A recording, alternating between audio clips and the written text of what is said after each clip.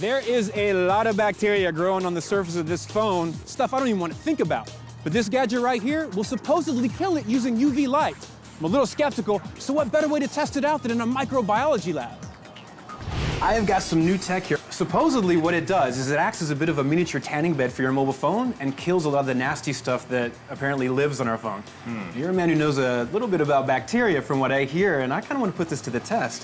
What do you think? You think something like that could work? Well, Lucas, you know, UV light's been used for a long, long time to kill microorganisms. But to put it in a small box like this and to actually have it work, Yeah? it's possible, but I'm a bit skeptical. Well, James, I happen to have a pair of phones. You got a lab coat. Let's put it to the test.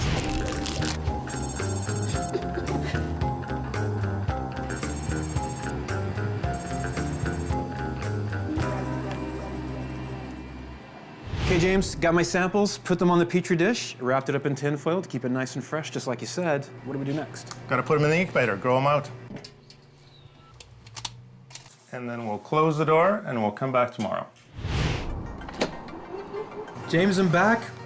What are we looking at? Okay, so we took the cultures that came from your various sources, and these are the purified cultures. Well, what are the bad things that each of these samples could have? Okay, so for example, this first one, this is the toilet bacterium.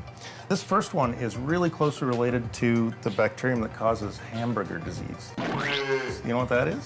No. Okay, so hamburger disease is a kind of food poisoning that you get if you eat undercooked hamburger. That's something you don't want to do because it'll make you really sick. So this next bacterium, this is the one that came from your nose. Some of them can cause diseases like boils.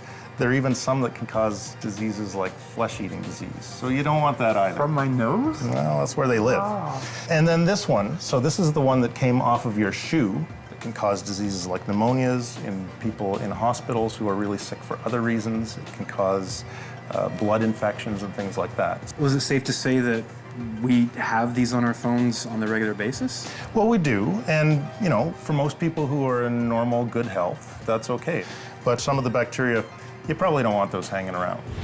So here are your two phones, and we've got them set up in a rack so that we can spray them with our solution of bacteria. So then we'll be able to compare between the two. Okay, so this is the big test. Now we're going to put this phone in that we've got already here set up, and closing it will turn on the UV light, and it'll turn on the little blue light. Then when the blue light goes off in the front, our phone should be ready to test. So Lucas, your phone has finished its cycle. The test is going to be to see if there's any microbes that are still alive on the surface of the phone. How do you do that?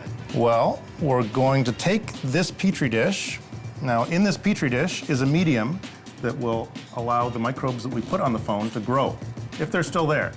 And we're just going to flip that upside down, and we're going to take a fingerprint. And then we're going to do the same for the control. And now that we've got that, we need to wrap those up, just like the Petri dishes that we had before. Okay. And put them in the incubator overnight one more time. Another day? Science takes a long time, Lucas. James, day three, day three. Lucas. This might sound a little nerdy, but I had trouble sleeping last night. I can't wait to see how this works Well, out. this is pretty exciting. I'm really interested in this too, because, you know, at first when I heard about this phone soap thing, I was pretty skeptical. So I think my skepticism might just be real. Let's find out, man. Okay, we'll see. So I'll let you do the honors. Okay.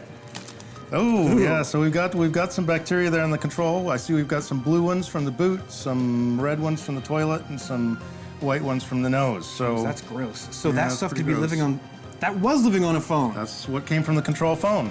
Whoa, look at that. There's nothing there at all. It's blank. It's blank. Okay, well, I have to say that surprises me, because I thought there'd at least be a little bit of stuff. Yeah, there's nothing there at all, not even a little colony. Look at that. So Wow. the UV totally wiped it out. It completely did, even on the edges. Look at that, nothing at all. How often would you have to do this? As soon as I pick the phone back up, is it just got the bacteria right away again? Yeah, of course. You know, the more you handle it, the more bacteria it'll start to accumulate. You know, your phone's not going to stay sterile. So now, I'm assuming for the people that are habitual bathroom users of their smartphone, they'd probably want to use it every day? Yeah, well, if you can't convince them not to take their phone into the bathroom, then they might want to think about maybe putting their phone soap in the bathroom. And I have to say, I'm surprised. It worked far better than I expected. So I might go out and buy myself and put it in my bathroom. A bathroom user. I There you knew go. it.